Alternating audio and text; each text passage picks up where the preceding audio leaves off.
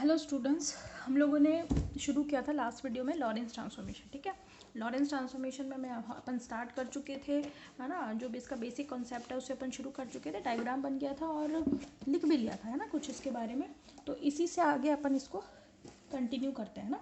थोड़ा सा मैं जल्दी से इसकी थोड़ी सी समरी बता देती हूँ कि जो पिछला टॉपिक था उसमें हमने क्या क्या देखा था। हमने ये देखा था कि इनिशियली एट t = 0 दोनों फ्रेम ऑफ रेफरेंस एक दूसरे के साथ कैसे थे, संपाती थे। संपाती थे। तो यहाँ पे एक क्या रखा हुआ है, सेंटर पर एक लाइट सोर्स रखा हुआ है ना। आप ऐसे शो कर सकते हो इसको कि यहाँ पर क्या है, एक लाइट सोर्स या प्रकाश का स्रोत है। ठीक है, इस लाइट सोर्स की वजह से क्या हुआ, एक वेव फ्रंट प्रोड्यूस हो रहा था, है ना। वेव फ्रंट यानी कि तरंगाग्र, और वो कैसा है, गोलीय तरंगाग्र यानी कि स्फेरिकल वेव फ्रंट है, राइट। गोलीय तरंगाग्र क्या करता है, अच्छा ये गोलीय क्यों निकला, क्योंकि इसका सोर्स कैसा है, पॉइंट वाइज है। फिर क्या हुआ कि एस डैश फ्रेम ने अपनी कांस्टेंट वेलोसिटी वी से चलना शुरू किया, और ऐसे चलना शुरू किया कि इसके जो वाई डैश और जेड डैश जो है वो वाई और जेड के पैरेलल है। ठीक है, बिंदु P है जिसके कोऑर्डिनेट्स दोनों फ्रेम्स में ये और ये है। ठीक है, ये सारी बात हम यहाँ पे लिख चुके थे, समझ में आ गई। आगे देखो, हम ये निकालना चाह रहे हैं कि यहाँ से यहाँ तक जाने में इसने कितनी दूरी या कितना समय कवर किया।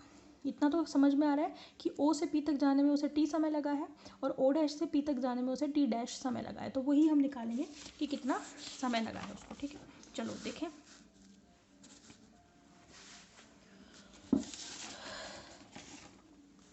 लिखेंगे the time to reach the particle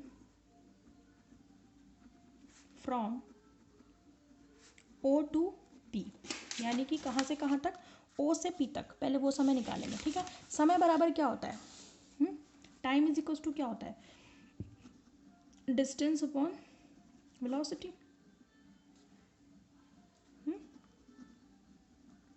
अरे भाई होता है कि नहीं होता।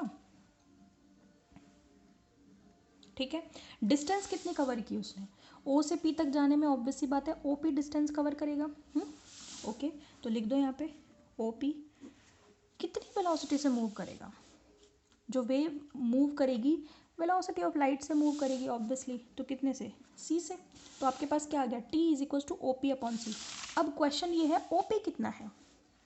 आपने मैथमेटिक्स में पढ़ा भी होगा कि किन्हीं दो बिंदुओं के बीच की दूरी अगर हमें निकालनी है तो उनके कोऑर्डिनेट से निकाल सकते हैं। इस बिंदु P का कोऑर्डिनेट S फ्रेम में, क्योंकि मैं ओरिजिन O की बात कर रही हूँ, इसका मतलब ये कि मैं S फ्रेम की बात कर रही हूँ, ये ध्यान रखना। ये आपको बार बार नहीं बताऊँगी मैं। जब मैं बिंदु P के लिए ओरिजिन O की बात कर रही हूँ, OP की बात कर रही हूँ, that means I am talking about the frame of reference S। ठीक है, अभी मेरा एस डैश से कोई लेना देना नहीं है, क्योंकि मैंने ओ डैश की बात नहीं की है कहीं पे भी। ठीक है, तो ओ पी निकालना चाह रही हूँ मैं, तो पी के कोऑर्डिनेट क्या है, एक्स वाई जेड और टी है। और ओ के तो पता ही है हमें कि इसके कोऑर्डिनेट क्या होंगे, 0 0 0 होंगे, ऑब्वियस ही बात है। और जो अगर किसी लाइन के कोऑर्डिनेट अगर हमें पता है तो मुझे दूरी निकालनी है, तो मैं क्या करती हूँ, आपको फॉर्मूला याद होगा, एक ऐसा आपने पढ़ा होगा, √x2 - x1 का होल स्क्वायर, y2 - y1 का होल स्क्वायर, z2 - z1 का होल स्क्वायर। पढ़ा है कि नहीं पढ़ा, पढ़ा है, वही यूज़ करेंगे। क्या है, x2 y2 z2, तो x y z है, और x1 y1 z1 क्या है, 0 0 0 है। तो क्या होगा बताओ तो ज़रा। देयरफॉर t = OP कितना होगा, x - 0 का होल स्क्वायर, y - 0 का होल स्क्वायर, और z - 0 का होल स्क्वायर, क्योंकि दूसरे कोऑर्डिनेट तो x y z है और पहले कोऑर्डिनेट 0 0 0 है।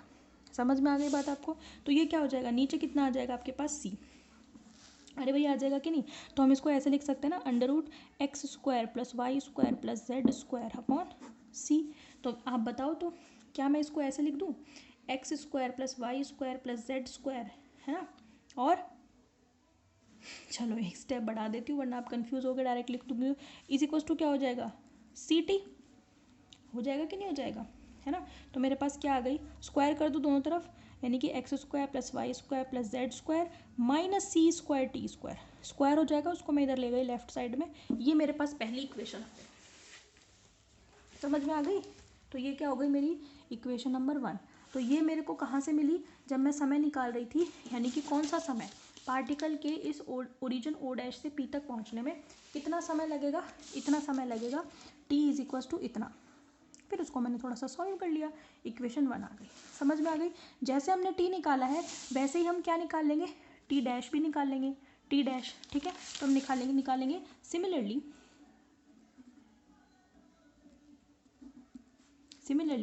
The time to reach the particle from O dash to P। ठीक है, O डैश से P तक पहुंचने में कितना समय लग रहा है हमें, T डैश। तो T डैश कितना होगा, T डैश जब हम निकाल रहे हैं तो डिस्टेंस कहाँ से कहाँ तक है, O डैश से P, तो डिस्टेंस कितनी होगी O डैश P, और वेग तो वही होगा, वेलोसिटी ऑफ लाइट से ही मूव करेगा। O डैश P कितना होगा, अब तो मुझे इतना करने की ज़रूरत नहीं है ना। अब की बार कोऑर्डिनेट क्या है, x dash, y dash, z dash और टी डैश, और ओरिजिन क्या है 0 0 0 ही है। ठीक है, तो क्या होंगे, इसको हम ऐसे लिख सकते हैं x dash square plus y dash square plus z dash square. लिख सकते हैं कि नहीं लिख सकते, क्योंकि अब की बार कोऑर्डिनेट क्या है, x dash, y dash, z dash, t dash. क्योंकि मैं किसकी बात कर रही हूँ, ओरिजिन ओ डैश की। That means I am talking about frame of reference S dash, ये ध्यान रखना। ठीक है, और नीचे कितना आ जाएगा सी। तो हमारे पास इक्वेशन क्या आ जाएगी, अब आप इसको इधर लेके जाओगे सी टी डैश, दोनों तरफ स्क्वायर करोगे और इक्वेशन क्या मिलेगी, x dash square plus y dash square plus z dash square minus c square t dash square is equal to 0। अरे भाई हाँ कि ना, मैथमेटिक्स के स्टूडेंट हो इतना तो करोगे। ठीक है, तो स्क्वायर कर दिया और मैंने आपस में क्या कर दिया, क्रॉस मल्टीप्लाई कर दिया, इधर ले गई है ना, और मेरे को क्या मिल गई, इक्वेशन नंबर 2। ठीक है, अब आप ध्यान से देखना, अब आएगा कंसेप्ट। मैथमेटिक्स तक का तो ठीक है, अब ध्यान से सोचना, समझना, फिर रिएक्ट करना। ठीक है, देखो इक्वेशन 1 जो है वो भी किसके लिए है, बिंदु P के लिए है, P के लिए ही तो है। वो बात अलग है कि जहाँ से ये आ रही है वो बिंदु अलग अलग है। ये जो वेव आ रही है यहाँ पर P पर O से, तो वो तो आ रही है O से, और ये दूसरी वेव कहाँ से आ रही है O डैश से। तो इनका ओरिजिन भले ही अलग अलग हो, पर ये जहाँ पर पहुँच रही हैं, जो इनका डेस्टिनेशन है वो तो सेम है P। समझ में आ रही बात आपको, वो तो P है। इसलिए दोनों ही इक्वेशन 1 और इक्वेशन 2 दोनों ही इक्वेशन एक ही बिंदु P के लिए है। इसका मतलब ये होना चाहिए कि दोनों ही इक्वेशन आपस में ट्रांसफॉर्म हो जानी चाहिए। ट्रांसफॉर्म मतलब रूपांतरित, क्योंकि दोनों ही इक्वेशन एक ही बिंदु P के लिए है। तो अभी तक हम कौन सा ट्रांसफॉर्मेशन जानते हैं, गैलीलियन। ठीक है, अभी तक हमने एक ही तो ट्रांसफॉर्मेशन पढ़ा है। यूँ समझ लो कि अभी तक मैंने लॉरेंस ट्रांसफॉर्मेशन तो शुरू ही नहीं किया। अभी तो मैं वैलिडिटी चेक करना चाह रही हूँ कि क्या इस कंडीशन में कहीं पर भी गैलीलियन ट्रांसफॉर्मेशन वैलिड है या नहीं है। लॉरेंस तो अभी शुरू करूँगी मैं। ठीक है, अभी तो सिर्फ हम चेक कर रहे हैं। तो हमारे पास कौन सा ट्रांसफॉर्मेशन है, इकलौता गैलीलियन। और हम ये चेक करेंगे कि क्या गैलीलियन ट्रांसफॉर्मेशन या गैलीलियन रूपांतरण समीकरण 1 को 2 में या 2 को 1 में ट्रांसफॉर्म कर सकता है या नहीं। अगर कर सकता है तो गैलीलियन वैलिड है और गैलीलियन ही हमारे लिए सफिशिएंट है, लॉरेंस की ज़रूरत ही नहीं है। और अगर नहीं है तो फिर क्या कमी है, क्यों ज़रूरत पड़ी मुझे लॉरेंस ट्रांसफॉर्मेशन की, ये हम लोग देखेंगे। समझ में आ गई। तो सबसे पहले हम लिखेंगे equation 1 and 2 both are for same point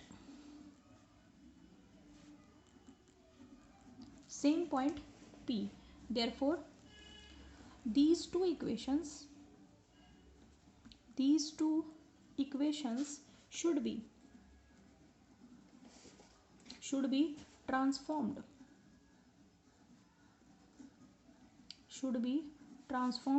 into each other।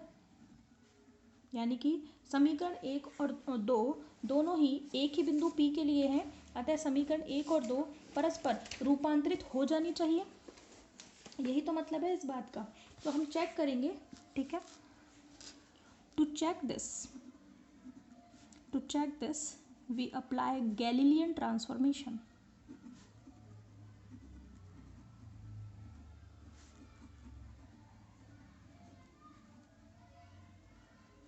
We apply Galilean transformation.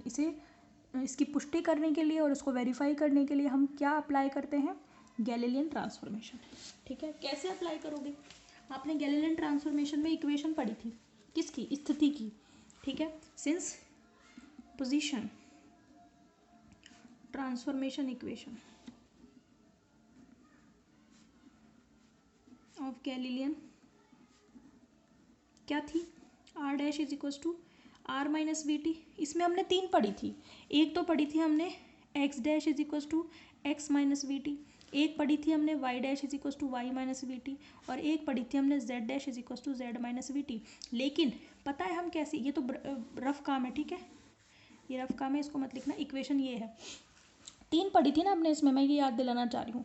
Are dash is equal to r minus v t में तीन पढ़ी थी, ये तीनों पढ़ी थी हमने गैलीलियन में, ठीक है। तो अब पता है ट्रांसफॉर्मेशन केवल किस दिशा में होगा, सिर्फ एक्स दिशा में। क्यों? क्योंकि एस डैश निर्देश तंत्र केवल एक्स दिशा में मूव कर रहा है, कहीं भी ये वाई या जेड में मूव नहीं कर रहा। तो वाई या जेड कोऑर्डिनेट समय पर डिपेंड ही नहीं करेंगे ना भाई, क्योंकि हमारा फ्रेम ऑफ रेफरेंस केवल एक्स डायरेक्शन में मूव कर रहा है। इसलिए आपको पता है अब हम इक्वेशंस क्या लिखेंगे, हम लिखेंगे x dash is equal to x minus v t होगा, सही है, y dash is equal to y होगा, z dash is equal to z होगा, और पता है t dash is equal to क्या होगा, टी होगा। ये इक्वेशंस हैं चार जिनको हमें अप्लाई करना है यहाँ। क्यों ये मैंने ऐसे क्यों लिखी, वो इसलिए लिखी क्योंकि frame of reference S dash केवल किस दिशा में मूव कर रहा है, एक्स दिशा में। तो एक्स दिशा में ही रूपांतरण होगा, या एक्स दिशा में ही रूपांतरण समीकरण समय पर निर्भर करेगी, बाकी दोनों दिशाओं में कोई रूपांतरण नहीं होगा। समझ में आ गई? बाकी समय तो होगा ही नहीं चेंज। समझ में आ गई बात आपको? तो ये इक्वेशन नंबर थर्ड में जो चार सेट हैं, इनको हम कहाँ लिखेंगे, इक्वेशन नंबर 2 में। और मुझे मिल कौन सी जानी चाहिए, 1, वही है अप्लाई करना गैलीलियन ट्रांसफॉर्मेशन को। क्योंकि हम क्या कह रहे हैं कि इक्वेशन 1 और 2 एक ही बिंदु P के लिए है, तो इक्वेशन 1 और 2 आपस में इंटरचेंज हो जानी चाहिए। अगर मैं 2 में ये रखूं तो मुझे 1 मिल जानी चाहिए, तब तो मेरा गैलीलियन ट्रांसफॉर्मेशन वैलिड है, जो कि क्या करता है, इक्वेशन 2 को 1 में ट्रांसफॉर्म करता है। और अगर नहीं कर पाता तो हम पता लगाएंगे कि क्यों नहीं कर पा रहा, क्या कमी है, फिर हम यूज़ करेंगे लॉरेंस ट्रांसफॉर्मेशन। समझ में आ गई बात आप सभी को मैं क्या करना चाह रही हूँ? इसीलिए मैंने बोला था ध्यान से सुनना जो मैं बोलने वाली हूँ अब, ठीक है।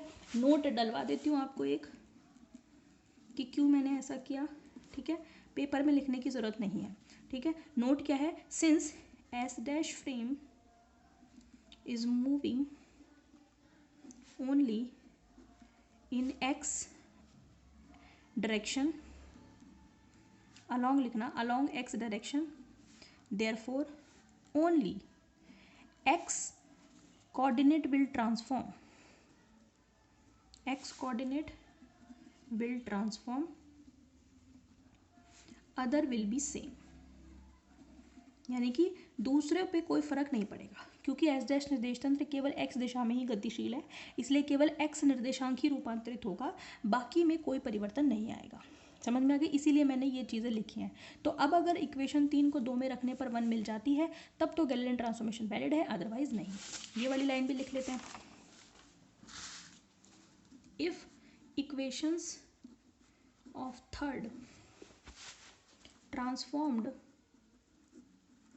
transform equation second into first, then only Galilean transformation is valid। Galilean transform, ये सारी लाइनें आपको समझाने के लिए लिखवा रही हूँ, आप इन लाइनों को क्विट कर सकते हो एग्जाम पॉइंट ऑफ व्यू से, ठीक है, और लिख देते हो तो कोई बुराई नहीं है। Galilean transformation is valid.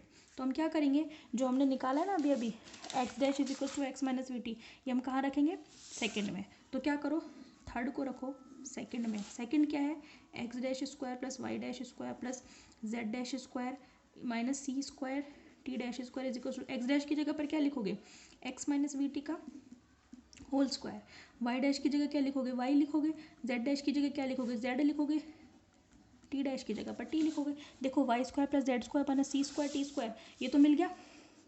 Equation 1 में भी यही है, ठीक है। इसको और ज़रा चेक कर लेते हैं, खोलो ज़रा इसको, खोलोगे तो क्या आएगा, x square minus 2x v t plus v square t square plus y square plus z square minus c square t square is equal to 0। क्या ये इक्वेशन 1 है क्या? नहीं है। कैसे पता लगाया, मुझे एक्स स्क्वायर मिल गया, वाई स्क्वायर जेड स्क्वायर सी स्क्वायर टी स्क्वायर, ये सब मुझे इक्वेशन 1 में मिल गए, लेकिन इक्वेशन 1 में क्या नहीं है, ये नहीं है, ये टर्म नहीं है। बात समझ में आ रही? आप चाहो तो बाहर ऐसे माइनस दिखा लो, ये टर्म एक्स्ट्रा है। इसी एक्स्ट्रा टर्म की वजह से गैलीलियन ट्रांसफॉर्मेशन वैलिड नहीं है, क्योंकि अब हमारे पास जवाब ही नहीं है, ये टर्म कहाँ से आई, क्यों आई, इसलिए गैलीलियन ट्रांसफॉर्मेशन यहाँ पर आकर फेल हो जाता है। फिर एक नए ट्रांसफॉर्मेशन की ज़रूरत पड़ती है, और वो है लॉरेंज ट्रांसफॉर्मेशन। उसी को हम पढ़ना चाह रहे हैं। अब शुरू होगा आगे लॉरेंज ट्रांसफॉर्मेशन, ठीक है। तो हम लिखेंगे इसको इक्वेशन नंबर 4। तो हम लिखेंगे when we compare 4 to 1 then we see that minus 2x vt plus v square t square is the extra